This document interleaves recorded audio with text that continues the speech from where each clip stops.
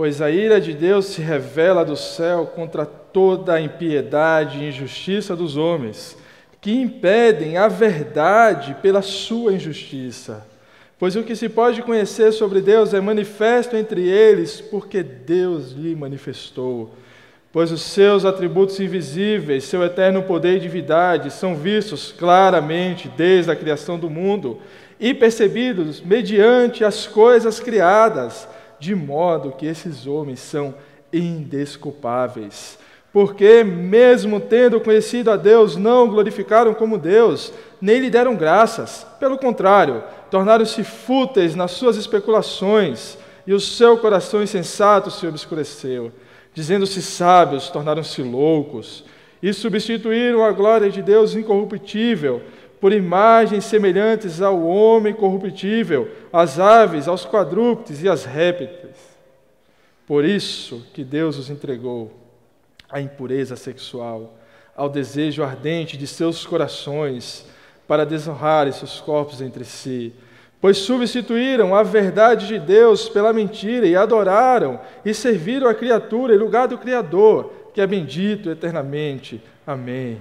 Por isso, Deus os entregou às paixões desonrosas, porque até as suas mulheres substituíram as relações sexuais naturais, pelo que é contrário à natureza. Os homens, da mesma maneira, abandonando as relações naturais com a mulher, aderem desejo sensual uns pelos outros, homem com homem, cometendo indecência e recebendo em si mesmos a devida recompensa do seu erro.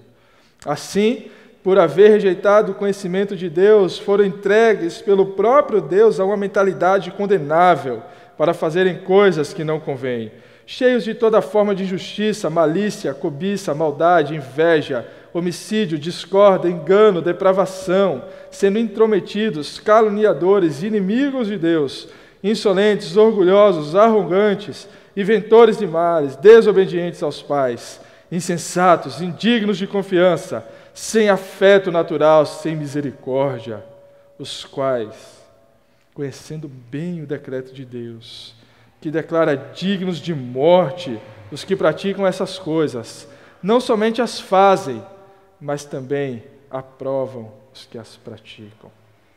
Oremos. Senhor, mais uma vez nos dirigimos a Ti, e só podemos nos dirigir, Deus soberano, à Tua misericórdia, clamando pela Tua misericórdia, clamando pela Tua graça nesse instante. Que a Tua palavra seja anunciada aqui, ó Senhor, aos nossos corações, às nossas mentes. E sabemos, ó Senhor, que a Tua palavra causa transformações, ela não volta vazia. E essa é a nossa oração, ó Pai, que a Tua palavra seja pregada diante da nossa incapacidade, que o Teu Espírito nos auxilie nesse instante. Em nome do Senhor Jesus. Amém. O tema de hoje que abordaremos é a mente derrotada. Antes de entrarmos propriamente no texto de hoje, precisamos retomar alguns pontos que foram extremamente importantes, que foram expostos na semana passada e que servirão de base, de fundamento para o que vamos desenvolver aqui essa noite. Vimos na exposição passada, dos versículos 16 a 17, que o assunto da carta, o assunto principal da Epístola de Romanos foi exposta. E o assunto não é outro, senão o Evangelho de Jesus Cristo. O assunto principal de Romanos, que Paulo expõe claramente nos versículos 16 e 17, são as boas novas de Jesus Cristo, o Evangelho de Cristo. Esse mesmo Evangelho que é a régua que mede todas as coisas à nossa volta. As coisas que nos cercam, as pessoas que nos cercam, elas não têm valor interior, intrínseco em si, mas o valor que nós temos, o valor que todas as coisas têm, é dado por algo que está fora de nós, que vem de fora de nós, de algo externo. E esse algo é o Evangelho. Nós não temos valor fora do Evangelho. O Evangelho é o que determina o valor de todas as coisas que nos cercam.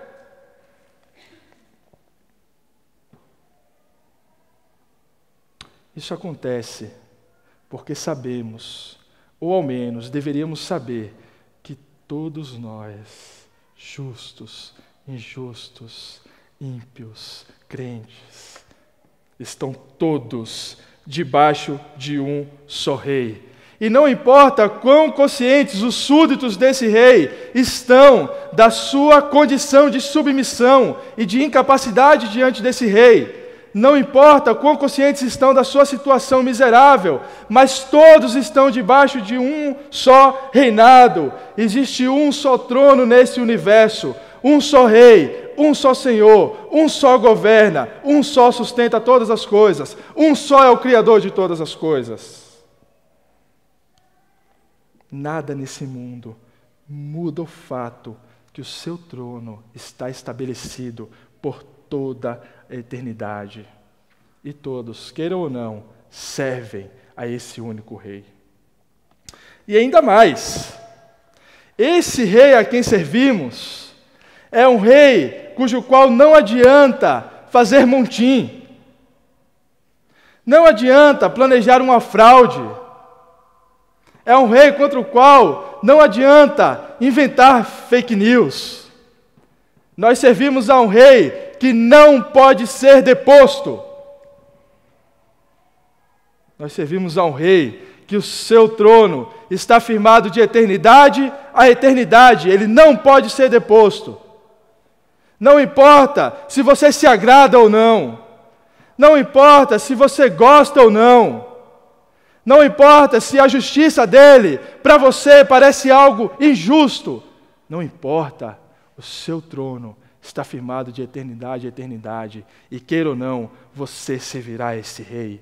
E ele não pode ser deposto. Esse mundo, esse cosmos, não é uma democracia. Não existe referendo. Esse mundo é uma monarquia. Só existe um Senhor, só existe um rei. E ele reina desde a eternidade e para toda a eternidade. Outra coisa que precisamos nos lembrar com bastante clareza e que será extremamente importante para aquilo que vamos desenvolver aqui, é que todas as vezes que pregarmos verdadeiramente o Evangelho, duas coisas vão acontecer. Existirá aqueles que sentirão o cheiro de vida para a vida, e aqueles que sentirão o cheiro de morte para a morte. Todas as vezes que pregarmos verdadeiramente o Evangelho, essas duas coisas acontecerão simultaneamente.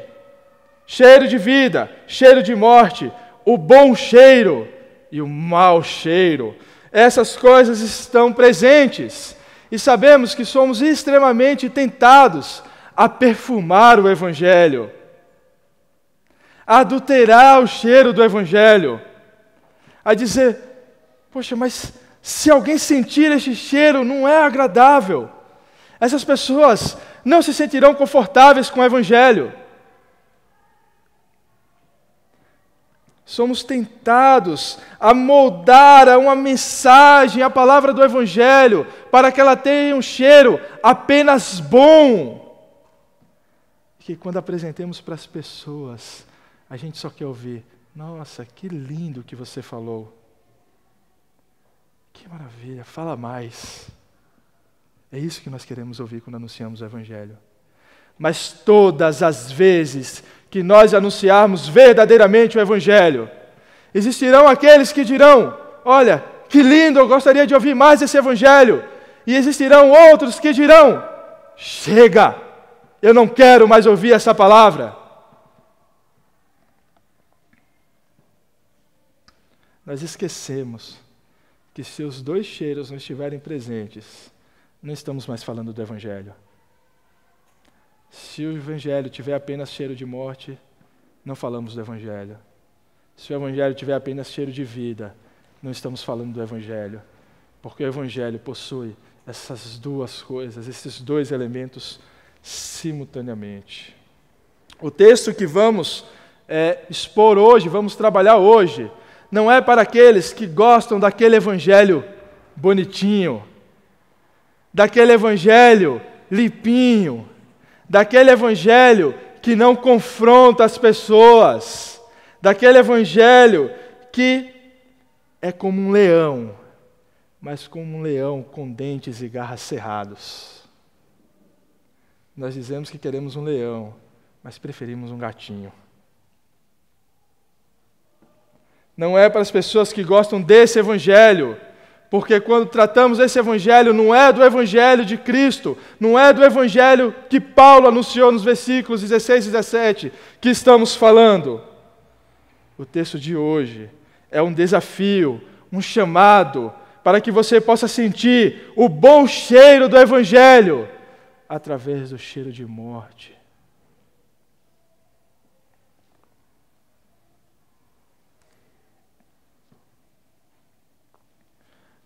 Para expor o texto dessa noite, dividiremos ele em 5 partes. 5 partes. É sempre coincidência, né? Eu não sei porquê. Sempre cai no número 5. Isso é uma providência. Sempre cai no número 5. A primeira parte, o primeiro ponto, vai dos versículos 18 a 20. Nos versículos 18 a 20, Paulo faz o anúncio da ira de Deus. Paulo anuncia a ira de Deus. E além de anunciar, ele diz o porquê essa ira, ela não só existe, como ela é justa, ela é correta.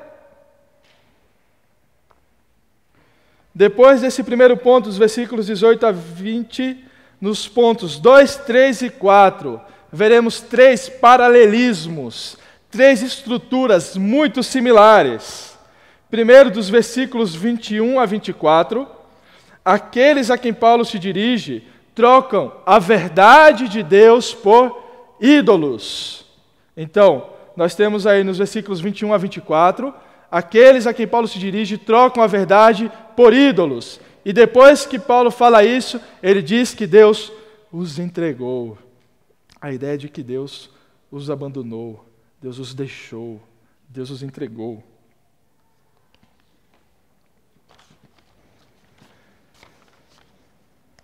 No segundo paralelismo, dos versículos 25 a 26, na primeira parte do versículo 26, eles trocam a verdade por uma mentira. Eles trocam a verdade por um ídolo, depois eles trocam a verdade por uma mentira. E aí vemos na conclusão, na primeira parte do versículo 26, então Deus os entrega, Deus os entregou novamente. No terceiro paralelismo, dos versículos, da segunda parte do versículo 26 até o versículo 31, eles trocam a sua prática sexual natural. Então Deus os entrega, Deus os abandona ao seu próprio desejo. Uma pergunta que temos que responder é, primeiro, antes de entrarmos no texto, a quem Paulo se dirige nesse texto? Sabemos que a carta está endereçada aos romanos, mas a quem ele fala? Nós vemos que Paulo muda de gentios para judeus, de gentios, ele diz que ele é devedor aos bárbaros. De quem Paulo está falando aqui? Para os judeus, estava claro que Paulo falava sobre os gentios. Isso fica claro porque o ponto de partida para Paulo dizer então que aqueles que estão ouvindo são indesculpáveis, aqueles a quem ele se dirige são indesculpáveis, é a revelação natural e não a lei. Ele não parte da lei. Provavelmente se ele falasse com um judeu, ele citaria a lei, não apenas a revelação natural. Então ele cita a revelação natural e diz que aqueles são indesculpáveis. Então para o judeu, parece mesmo que ele está falando para os gentios. Isso é um elemento verdadeiro. Parece que Paulo está falando, então, sobre os gentios para os judeus. Mas isso não significa, propriamente, que Paulo está excluindo os judeus do contexto que ele está abordando.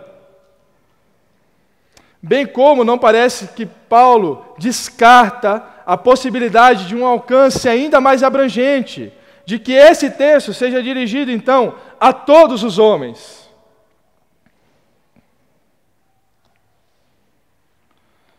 Então, me parece que Paulo está, sim, falando sobre os gentios, mas considerando sim os judeus e a sua abrangência ainda maior, a todos os homens. Mas no sentido direto, Paulo então está falando sobre os gentios.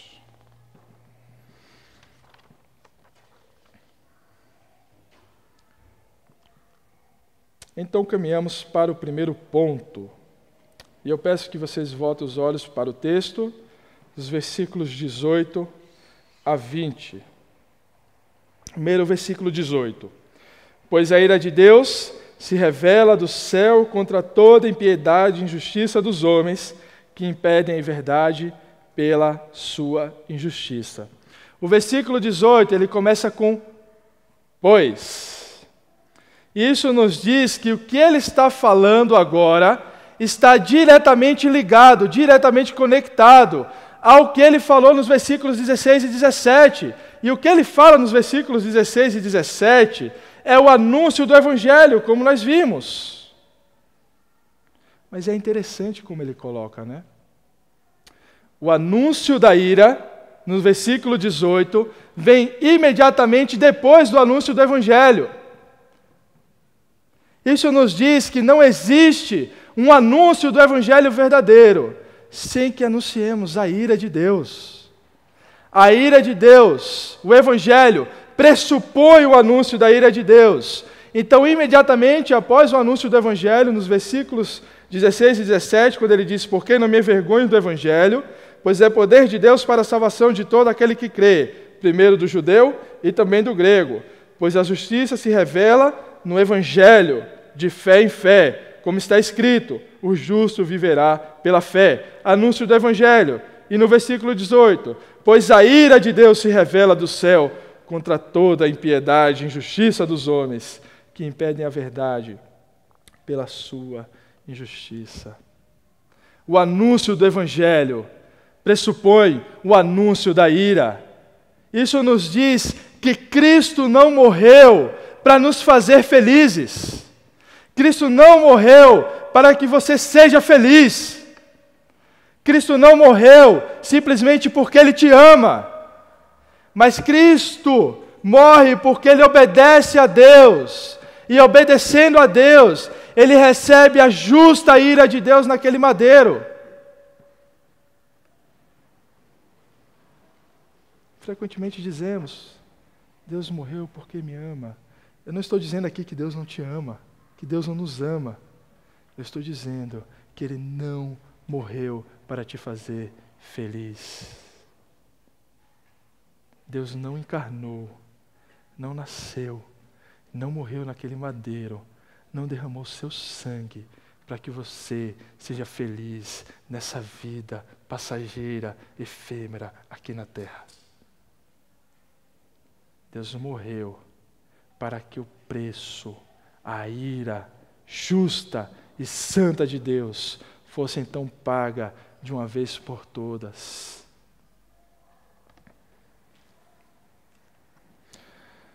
Sem a ira de Deus, o Evangelho não lhe causará espanto. O que nos causa espanto não é apenas o bom cheiro do Evangelho. O que nos causa espanto no Evangelho é o mau cheiro do Evangelho. O que nos causa espanto no Evangelho é como a mesma coisa pode cheirar tão bem e pode cheirar tão mal. O anúncio do Evangelho sem o anúncio da ira é um Evangelho capenga. É um Evangelho que não é verdadeiro. Sem o anúncio da ira, você não será transpassado pelo poder do Evangelho, que transforma a sua mente, que transforma o seu coração e que faz você caminhar olhando única e somente para Cristo. Então, no versículo 18, primeiramente, Paulo faz o anúncio da ira de Deus. E nos versículos 19 e 20, vemos o porquê essa ira é uma ira justa.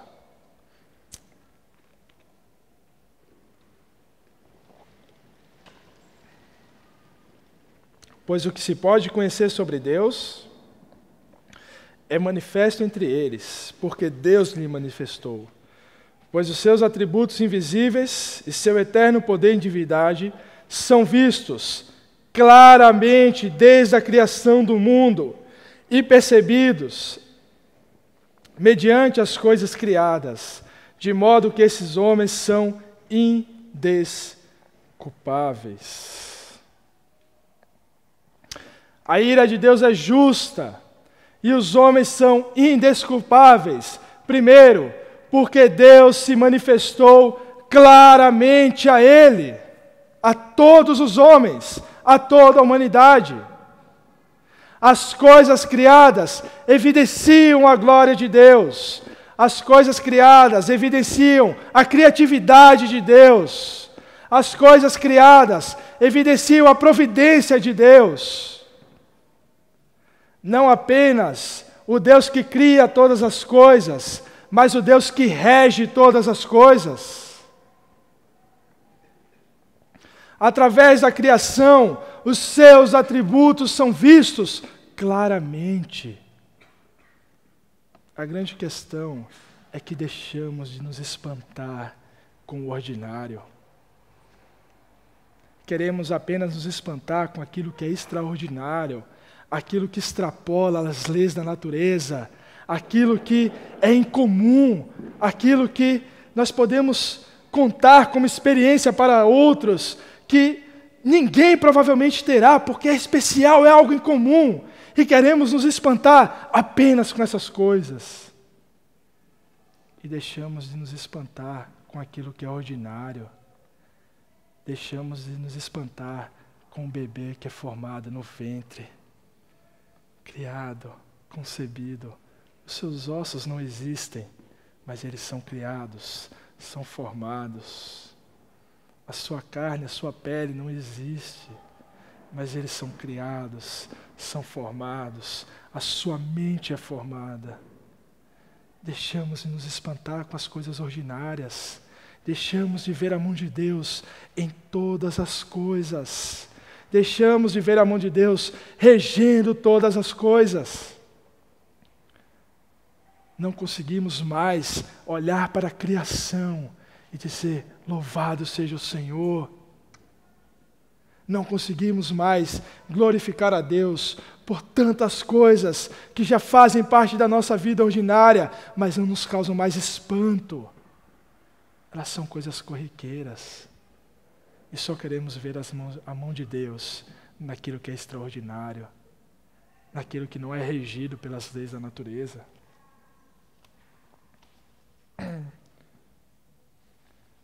O que se pode conhecer de Deus é manifesto entre eles. O próprio Deus manifestou. Os seus atributos são visíveis. A sua glória é visível em toda a criação.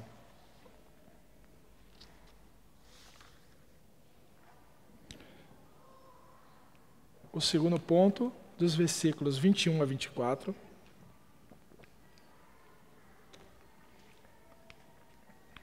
Nós vemos o primeiro dos paralelismos. Lembram? Nós vamos ver 3 paralelismos bastante similares. E dos versículos 21 a 24, nós vamos ver o primeiro paralelismo. Voltem os seus olhos para o texto. Porque, mesmo tendo conhecido a Deus, não o glorificaram como Deus, nem lhe deram graças. Pelo contrário, tornaram-se fúteis nas suas especulações, e o seu coração insensato se obscureceu. Dizendo-se sábios, tornaram-se loucos, e substituíram a glória do Deus incorruptível por imagens semelhantes ao homem corruptível, às aves, aos quadrúpedes e aos répteis. Uma grande verdade é que no reino ilusório, esse reino criado pelos homens, a utopia da neutralidade é possível. Então é possível que você tenha aqueles, pelo menos no reino que os homens criam, esse reino que não é um reino real, nesse reino ilusório, a neutralidade é possível. Mas no reino real, não existe neutralidade. Não existe neutralidade. Não existe a possibilidade de ser isento. Não existe a possibilidade de você dizer, olha, eu não vou tomar posição, vou fazer um referendo. Não existe essa possibilidade. Não existe neutralidade. Então a pergunta que fica é, a quem você serve? A pergunta que fica é, quem é o Senhor do seu coração? Aonde está o seu coração? O que tem tomado conta do seu coração? Nós temos uma capacidade gigantesca de nos escandalizarmos com os ídolos dos outros. Nós temos uma capacidade muito grande de olharmos para os outros, identificarmos quais são os seus ídolos e nos escandalizarmos por esses ídolos. Mas como aquela pessoa pode fazer isso? Mas como ela pode seguir isso e não enxergar que ela está seguindo o ídolo? Isso é escandalizante. E perdemos totalmente a capacidade de nos escandalizar com os nossos ídolos, com os ídolos do nosso coração. E como nós temos capacidade para gerar ídolos. E como nós temos capacidade para, gerando esses ídolos, justificarmos eles, de forma que eles, para nós, não são mais ídolos. O nosso coração é uma fábrica de ídolos. Quantas vezes as igrejas têm substituído o evangelho por coisas que prometem crescimento? Quantas coisas nós temos conscientemente suprimido a verdade do evangelho e trocado por coisas que nos trarão benefícios? Quantas vezes não temos amado aquele que é o doador de todas as coisas pelo que Ele é, mas temos amado pelo que Ele tem nos dado? Quantas vezes apenas oramos a Deus, não porque queremos nos aproximar de Deus, mas porque sentimos que precisamos de algo, e então clamamos a Deus pedindo por algo. Quantas vezes temos trocado o Senhor soberano pelos nossos desejos, pela nossa vontade, pela nossa fome, pela nossa ganância? Quantos ídolos temos gerado em nosso coração? Quantos ídolos sabemos que estão lá, mas dizemos, olha, deixa ele quieto lá. Esse ídolo não está fazendo mal para ninguém. Deixa ele quietinho. Não está fazendo para ninguém. Ou quantas vezes temos justificado os nossos ídolos? São pessoas que, às vezes, a gente tem a capacidade muito grande de limpar os nossos ídolos, né? Então são aquelas pessoas que às vezes elas têm uma língua tão difícil, tão difícil, e elas falam tão mal dos seus irmãos, mas elas dizem, mas eu estou falando só a verdade. É só a verdade, eu não estou falando nada demais, porque tudo que eu estou falando é verdade. Então não está fazendo para ninguém, eu estou fazendo a verdade, eu estou prestando um serviço para Deus, porque eu estou falando a verdade. Quantas vezes nós temos trocado o evangelho por tantas outras coisas? Somos grandes mestres em nos escandalizar com os ídolos dos outros, mas precisamos nos escandalizar com os nossos próprios ídolos, com os ídolos que têm tomado conta dos nossos corações. E a palavra de Deus para aqueles que trocam a verdade por ídolos, é importante salientar que quando nós falamos que aqueles estão trocando a verdade por ídolos, eles não estão trocando conceitos por uma imagem. Eles não estão trocando uma ideia por uma imagem. Eles não estão simplesmente trocando uma ideia por outra. Eles estão trocando uma pessoa. A verdade para todo cristão não é ideia, não é uma ideologia, mas é uma pessoa. Quando falamos que trocamos a verdade por ídolos, falamos que nós temos trocado Cristo por ídolos. Temos trocado o Senhor, doador de todas as coisas, por ídolos. Temos trocado Ele pelas coisas que Ele criou. E o que a palavra diz para esses que trocam a verdade por ídolos é que Deus os entregou. Deus os abandona, Deus os deixa, Deus os entrega.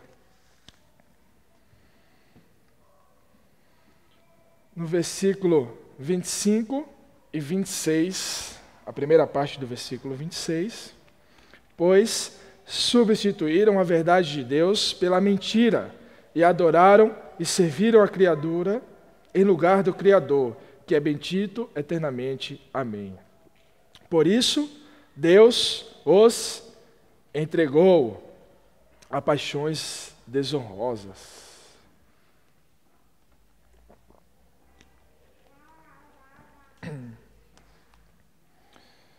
Nos versículos 25 e 26, Paulo dando continuidade à sua exposição sobre a idolatria, ele diz então, e ele classifica a idolatria como aquilo que é mentira. Lembram, na exposição passada, quando nós falamos que Paulo estava ali no Panteão, e ele faz o quê? Ele encontra ali um lugar que diz ao Deus desconhecido. E ele diz àqueles que ele veio anunciar exatamente aquele Deus. E ele fala publicamente sobre esse Deus. E aqueles homens curiosos e cheios de estranhamento levam Paulo então ao Areópago para dar explicações sobre que doutrina é essa que você tem pregado. E Paulo vai ali então e anuncia as boas novas de Cristo. Anuncia que existe um só Deus, um só Senhor, um só reino, e que todos aqueles que o ouviam, ou seguiam esse rei, ou estavam vivendo uma mentira. Não existe neutralidade. Ou você segue a Deus, ou você segue o Evangelho de Cristo, ou você está vivendo uma mentira.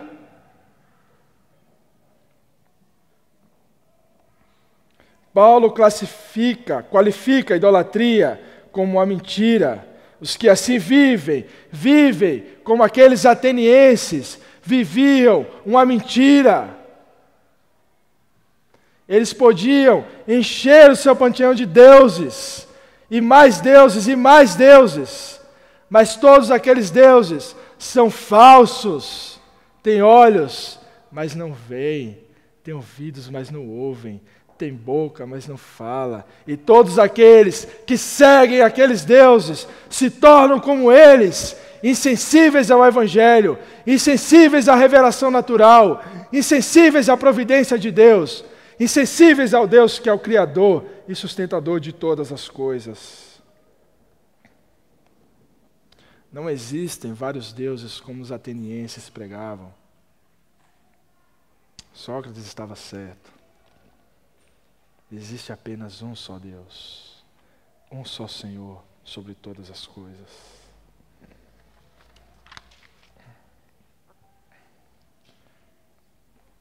No terceiro paralelismo,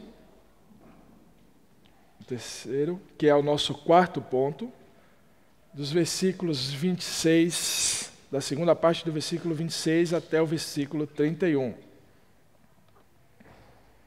Porque até as suas mulheres substituíram as relações sexuais naturais pelo que é contrário à natureza.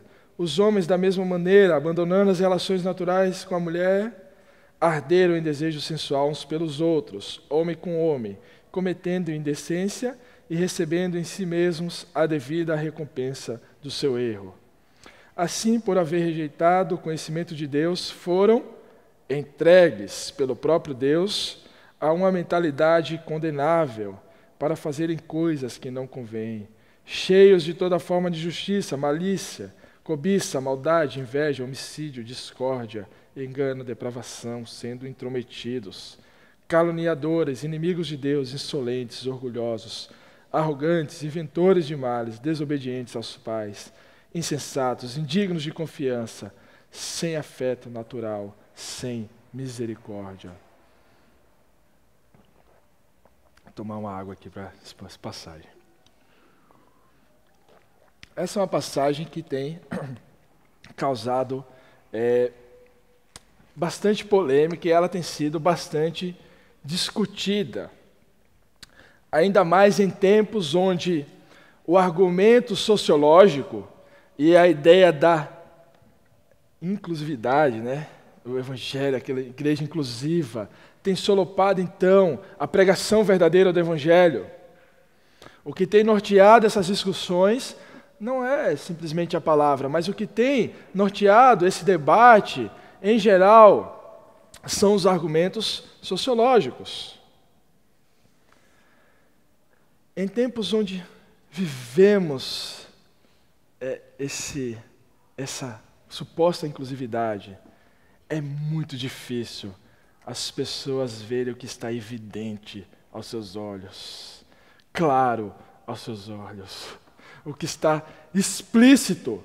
As pessoas hoje parecem que têm extrema dificuldade, em geral, de enxergar o que está bem diante dos seus olhos. E aí você diz, olha, é isso. Não, não é.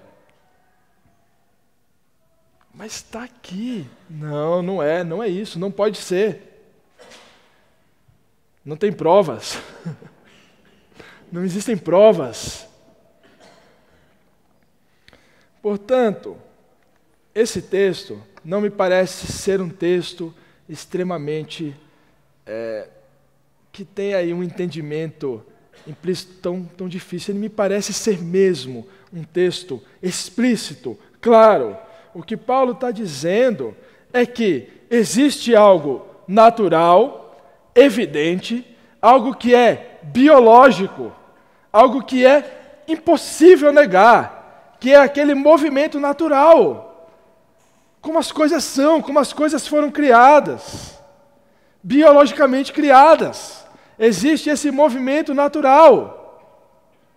E eles trocaram aquilo que é natural por aquilo que não é natural, não é evidente, não é claro, não é biológico. É um movimento contrário àquilo que deveria ser feito, àquilo que, como as coisas foram criadas.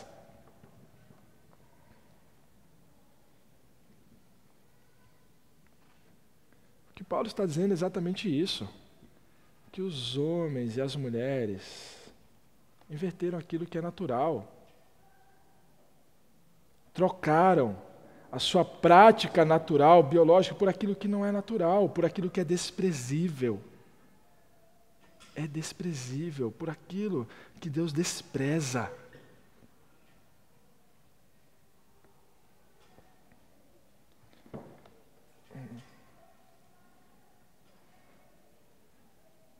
Assim como despreza toda a lista que vem a seguir.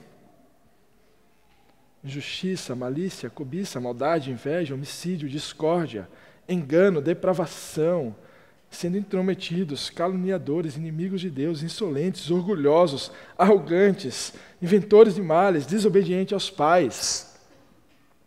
O que Paulo está mostrando aqui é que 3 vezes nós vemos a ideia de que Deus os abandonou, Deus os deixou, Deus os entregou à impureza sexual, Deus os entregou a paixões desonrosas, Deus os entregou, foram entregues pelo próprio Deus a uma mentalidade condenável para fazerem coisas que não convêm. Quando Deus entrega os homens aos desejos do seu coração, quando Deus nos entrega aquilo que nós queremos, a resposta que nós damos para Deus são essas coisas, são impurezas. A resposta que nós damos quando Deus nos abandona são coisas que são condenáveis diante de Deus. Todos nós carecemos da graça de Deus. Nós não fazemos coisas boas porque o Evangelho nos tornou boas pessoas. mas nós fazemos coisas boas, porque o Espírito Santo, através de nós, opera um milagre.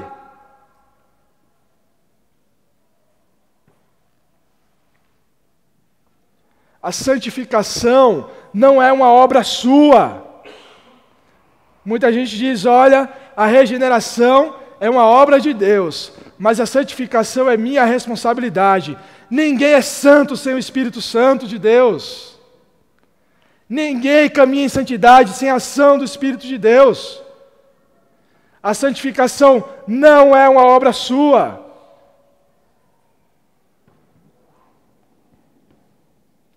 Mas é mais uma vez o retrato daquele Deus que cria e que sustenta, que regenera, que chama dos mortos aqueles que estavam perdidos e desgarrados, e nos dá o seu Santo Espírito para que possamos caminhar em santidade. Quando Deus nos entrega, a resposta é impureza. Ainda que a graça de Deus não nos permita fazer todo o mal que queremos, mas com certeza faremos todo o mal que podemos fazer. É a graça de Deus que nos sustenta. É a graça de Deus. É o Espírito Santo que nos impede de não olhar mais para Cristo e de não trocar a sua glória, a sua graça por qualquer outra coisa.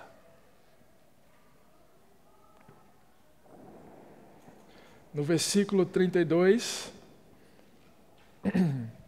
temos a nossa quinta e última divisão. O último anúncio que Paulo faz. Os quais, conhecendo bem o decreto de Deus, que declara dignos de morte se praticam essas coisas, não somente as fazem, mas também aprovam os que as praticam. Os quais, conhecendo bem o decreto de Deus. Os homens são indesculpáveis não por uma atitude inconsciente, mas por uma atitude consciente e responsável de negar o Evangelho de Cristo. Mas por uma atitude consciente e responsável de negar o Criador. Uma atitude consciente de suprimir a verdade do Evangelho por uma mentira. Nós somos indesculpáveis porque todos nós suprimimos a verdade do Evangelho por uma mentira e substituímos o Deus, o Senhor de todas as coisas, por ídolos falsos, criados à nossa imagem, criados segundo o nosso próprio desejo, criados segundo o nosso coração, criados segundo a nossa mente, um Deus que simplesmente existe para me atender, para me fazer feliz, para me fazer cumprir, para fazer que se cumpra todos os objetivos que eu tenho, para fazer com que eu tenha a conta bancária que eu quero ter. É um Deus que existe para me atender. É como se a gente tivesse um sininho celestial. Então toda vez que eu estou precisando, eu toco o sininho celestial. E aí Deus vem correndo porque Ele tem que vir me atender. Tratamos Deus como se Deus devesse alguma coisa para nós.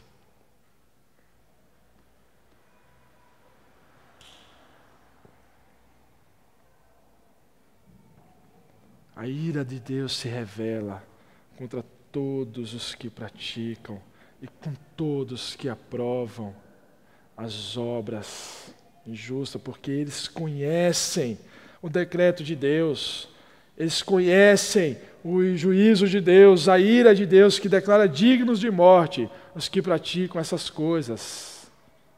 Não somente as fazem, mas também aprovam as que praticam.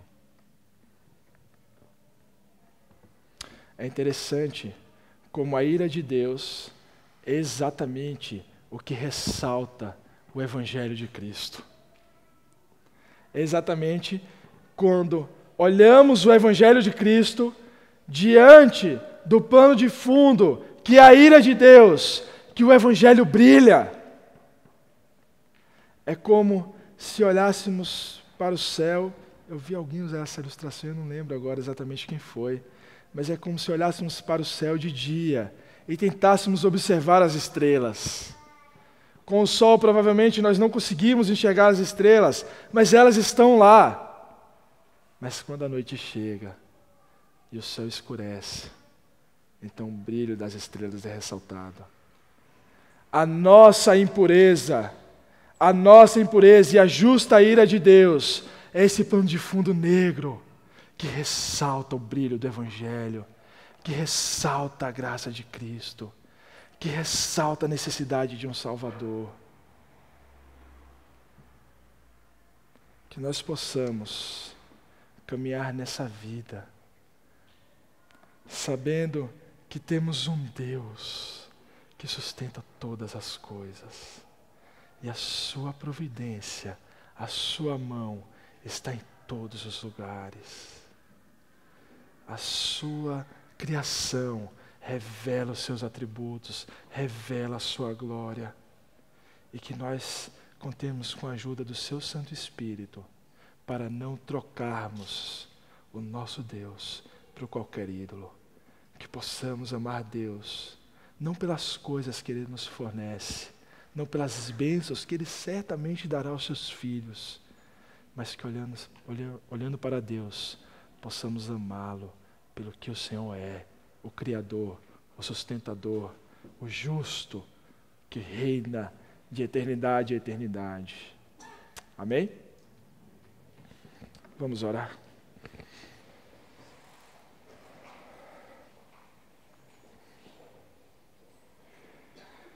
Senhor Deus, te agradecemos por essa palavra. Te agradecemos porque mesmo diante da nossa total incapacidade, a Tua palavra fala aos nossos corações. Obrigado, Senhor soberano, pela Tua graça. Senhor Deus, queremos nesse momento clamar, Senhor, que o Senhor esteja agindo em nossas vidas. Não nos abandone, Senhor. Não nos deixe, Senhor. Não nos permita trocar a Tua glória por qualquer coisa nessa criação. Que não nos permita acharmos que as coisas têm valor por elas mesmas.